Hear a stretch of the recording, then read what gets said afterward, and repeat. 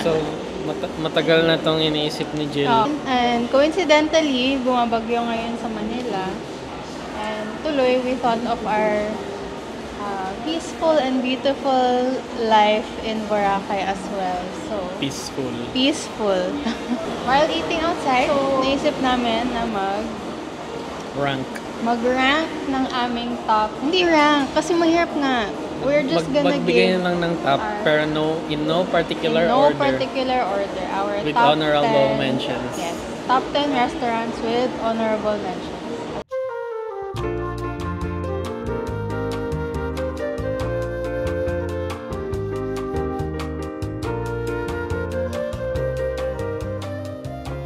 Galing kami sa labas to eat and do errands, pero grabe yung rain. So we decided na dito na lang sa bahay.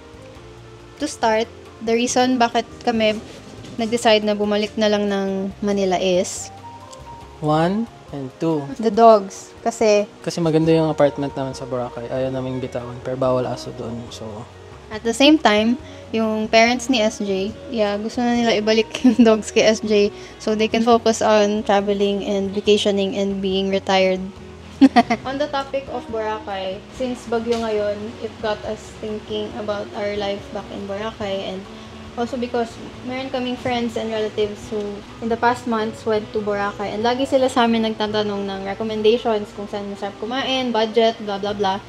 So naisip na din namin na gumawa ng Boracay Unwrapped video. Unwrapped food. Unwrapped food. Food lang.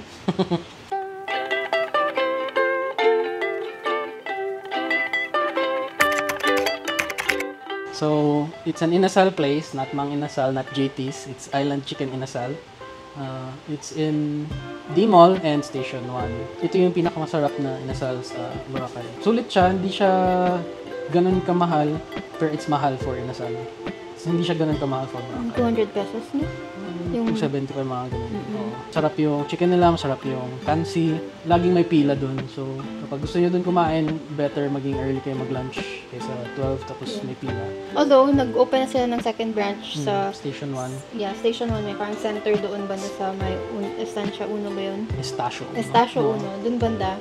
They opened their second branch there. Mas maaliwalas. Tapos, bigger, more seats. Mas malapit ka sa beach kasi tatawid ka lang a few steps. Nandun ka na sa Station 1 beach. Second recommendation is smoked Donany. Coming from someone na hindi mahilig ng unlimited or basta any type of unlimited serving, I can say masarap sa smoked Donany. Probably my favorite KBBQ kahit sa buong Pilipinas, honestly. Masarap yung cut ng meat. Yung kaya pa eh.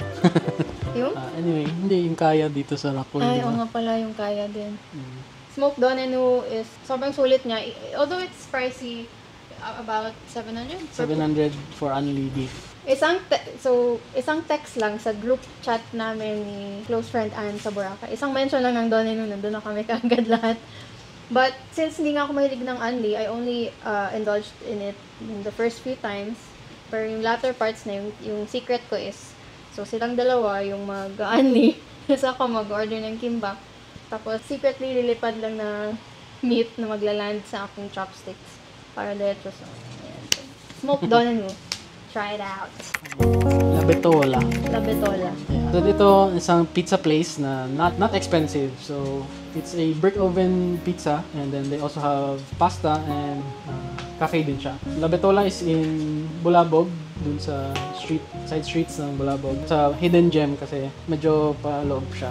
Tapos small place lang siya, 5 tables, tapos small tables lang din siya, so not for big groups. Kung gusto niyo ng pizza for big groups, take out kayo sa La Betola. Pero La Betola is cheaper than Aria. Yeah, almost half the price. Tapos good quality pizza. They make their herbs fresh on site. And even their coffee, kasi they're also a cafe. Tapos they roast their own beans on site. La Betola. Gulat sila sa So, our next recommendation is a Mediterranean place. It's called Mezerap sa may D-Mall.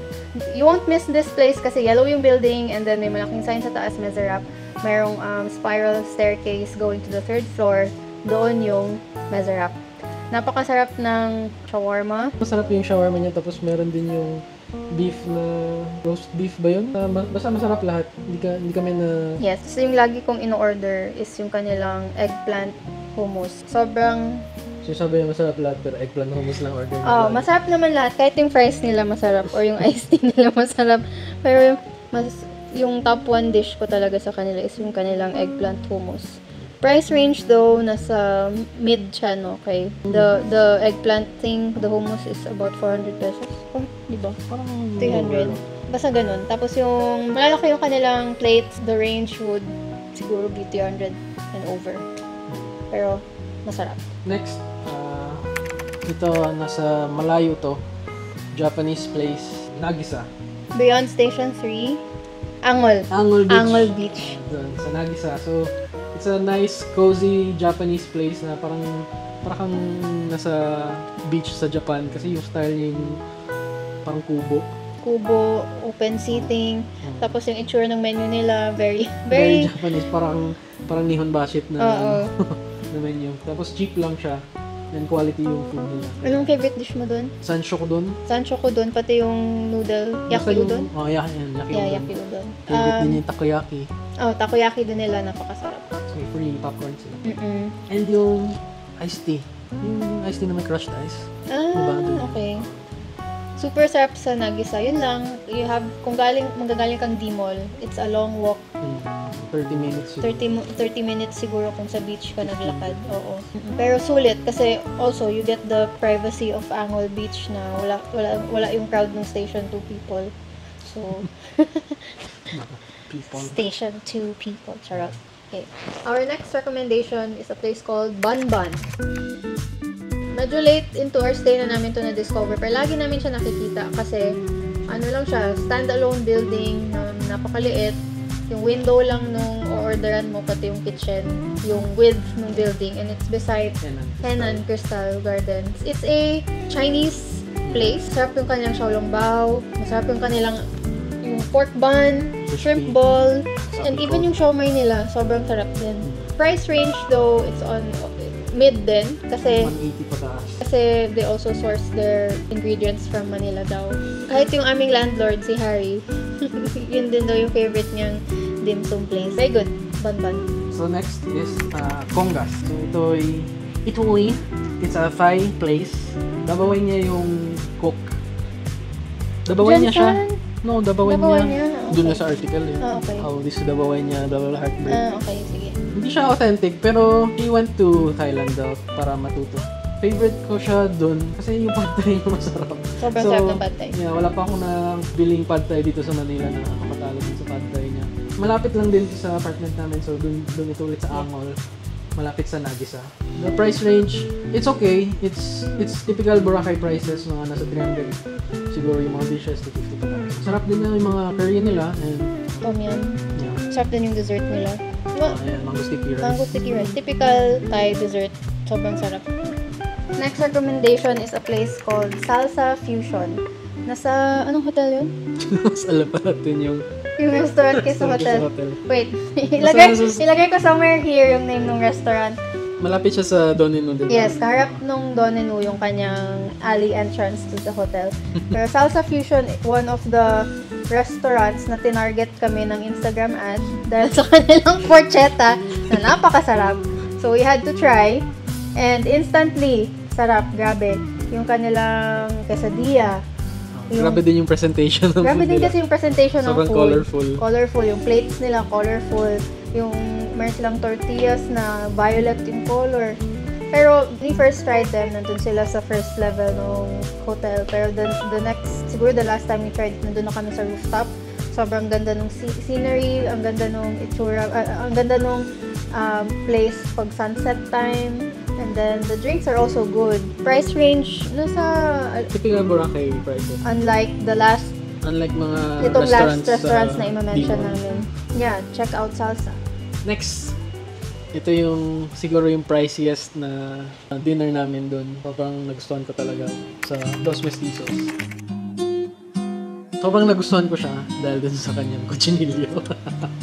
Kahit nag-order kami ng maliit lang, yun. Quarter?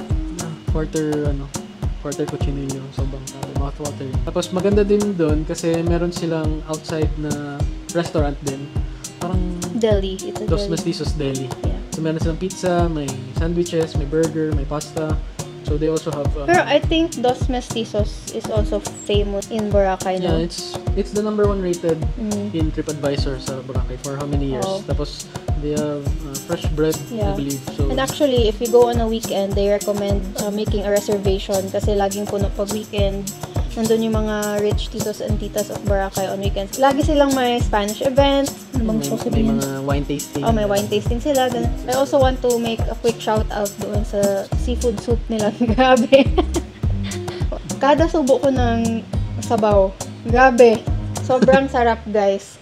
So, Dos Mestizos, honestly, is pricey. Kahit na hindi siya beachfront. Pero dahil Spanish, it's a legacy restaurant. High quality yung ingredients. It's really on the pricey range. Oh my God, yung dessert! Oh yeah. Yung bread pudding. bread pudding. Bread pudding, my God. Guys, Pumunta ko din para lang doon. our next recommended restaurant in Boracay is called Percy Seafood. This is located in Station 1 sa Seaworthy Hotel. And grabe. It was awarded by Metro Lifestyle as one of the go-to restaurants in Boracay. And grabe! Yan, Percy. Percy. Lahat ng in-order namin were all hits. My favorite there is yung Thai curry crab nila. And even yung ano yung isa? Yung Typhoon Shelter crab and the Thai curry crab. Grabe. Our favorites. Hindi kami magpo-Percy kung hindi kami magka-crab. Or hindi kami magka-crab kung hindi sa Percy. Kasi sobrang sarap. Sobrang laki. It's a flavor that I've never tasted anywhere else. Ibang-iba talaga yung timpla nung Thai curry crab. Grabe. We make it a point to bring our guests there na kung sino man magbibisita sa amin sa Boracay. Lagi namin dinadala sa Percy for a special night. And it's pricey. Everything is pricey. I think there's not a meal menu item na less than 400 pesos. Oo, kasi kahit yung fries nila, 200 plus. Yung fish and chips nila, di ba, 400 plus. Mahal talaga. So, we recommend going there on your last night in Boracay. Pero one of the reasons why it's also expensive is because it's right in front of Willy's Rock, one of the tourist spots sa Boracay. So, it's in Station 1 sa Seaworthy Hotel na. The view is spectacular. Nothing is like it. Grabe. Kung kakain ka dito, it's such a lovely feeling all around kasi maganda yung view mo, maganda yung aesthetic. Ito, sobrang sarap pa ng food. Sarap pa ng drinks nila, yung lychee shake nila. So, Percy Seafood. So, yun na yung top 10. Pero meron kaming mga honorable mentions. Yes. Sarap pa rin naman sila pero hindi lang sa top 10 natin. Yeah. So, unahin ko na lang yung mga mura lang. First up, yung Jaspers sa labas ng D-Mall or... Turo-turo style siya and... Pero meron din sa short orders. Yeah. Silog, mga sinigang. May crispy pata pa nga eh. Cheap lang siya, maraming tao. Breakfast lang siya nila. Maraming tao. Next, mura, Andox. Yes. Kahit may Andox dito sa Manila. Doon lang kami nag-dine-in na Andox na nagustuhan namin. Next na mura, wala man nung name pero barbecuehan siya sa labas ng La Carmela Hotel. Along the street ng La Carmela. So, sobrang sarap ng kansi nila na magkano 90 pesos lang ata, tapos sobrang daming laman. Yun, sobrang sulit talaga. Tapos meron silang Kansi niyan or kansi ng Island Chicken Inasal? kansi ng La Carmela. As in, ang daming laman, daming sabaw. Next na mura, Kolay Mang yan. Yeah. Ito, nagustuhan ko to. Filipino food. Pang family style Yeah, siya. for sharing talaga siya. Sharing yung mga food nila. Pero meron din naman sa mga rice meal. Mura lang din yung for sharing nila na food. Next na mura, Eskinita. Considered ba na mura yun? Yeah, I mura guess, siya. Yeah. So, itong Eskinita, literal siya na Eskinita sa Bulabog. 2 brown boys na Eskinita, papasok. Masarap naman yung food nila. Kaso, nung nandun kami, parang bago lang siya nag-open, tapos paalis na din kami. So, twice pa lang kami nakakain doon. So, yung Gusto chicken ko nila, fried, parang Max's style na chicken. Ako yung gusto ko sa kanila yung crispy palabok. Very similar to Manam. Feeling ko doon nila nakuha yung idea. Pati yung, I think, kare-kare, crispy kare-kare. Number 1, yung Arya. Maganda siya for big Yeah. gatherings kasi malaki yung place. Maraming seating, tapos mabilis din yung food nila actually. Parang yun yung first pizza na na-try namin, na nagustuhan namin. And apparently, Arya is a Boracay staple also. 20 years na sila doon. 20 plus. Next, Cocodeli. Cocodeli. Oh, the reason why it's an honorable mention only because meron na sa Manila. Masarap siya naman, of course. Especially yung drink. Anong drink yung tawag doon? Citrus Delight. Yeah. And yung desserts nila, of course. Kasi yung sa ibang establishments ba na locally made yung cakes or somewhere in Aklan, medyo iba yung quality. So, si Cocodeli, kasi parang siniship pa ata nila from Manila yung cake, the whole cake to Boracay. So, sarap din yung ano nila, truffle mushroom pasta. Yung order ni Alvin. Sarap din. Yeah. Oo, grabe. Honorable mention siya only because it's already in Manila. So, yeah. And another one of those is Tima. Although, originally from Boracay siya, maraming din kasing branches sa Manila. Pero grabe, sarap pa din. My favorite sa kanila would be the Roca Salata. Salad. Pati yung, I forgot the name. Musaka. Musaka. Yeah. Gusto ko din yung mga pasta na yung mga na-enjoy. Siyempre, Yung salmon, tomato salmon. Yeah. And then yung last is a dessert place, which hindi ko na-expect na magustuhan ko pala kasi ice lang siya. Pero yung ice flakes, it's parang bingsu place. Sobrang light ng ice. Hindi siya yung parang ice sa halo-halo na crunchy. Ito sobrang parang konti na lang. Smooth, melt. Melts. Instantly melts in your mouth. A bit pricey actually. Almost 300, no? 300, 250 to 300 ang isa. Pero pwede naman for sharing yun. Yeah, pero for sobrang sharing. sarap siya on a hot day. Even Tapos on a malamig. cold night, masarap din. Kaya nagbingso tayo one time, di ba? Na gabi. Sarap pa din. Ano kasi, yung... Dinadala kasi natin lahat din eh. The way they make their ice is, kunwari, coconut milk. Yun, i-freeze nila yung coconut milk. Tapos yun yung isa-shave. Hindi yung ice isa-shave, tapos lalagyan ng flavoring. Syrup. Hindi Ah, ganun. hindi ganun. Yeah. Sobrang sarap. Sobrang sarap! So, that's it for our... Well, actually, yung sobrang dami pang masarap doon. Hindi lang namin talaga ma-list lahat. Pero ito na lang yung top. Na Marami din kasing places na isang dish lang yung nagustuhan natin. Yeah. Tapos, ayaw na natin. Well, actually, hindi natin nasama yung Indian place. Oh no. Little Taj. Little Taj. Pahabol, Little Taj. Top yun. Sarap nung yung biryani nila. Lamb biryani. Pati yung order mo na may cheese na something. Parata? Cheese parata? Soupy Panipuri. balls. Soupy balls. Soupy balls. Panipuri. Sarap. Yeah. So yung itong mga na-mention namin, consistently good. Consistently good. Consistently great.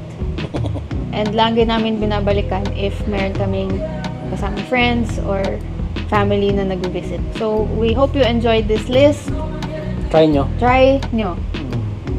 We miss Boracay. Bye!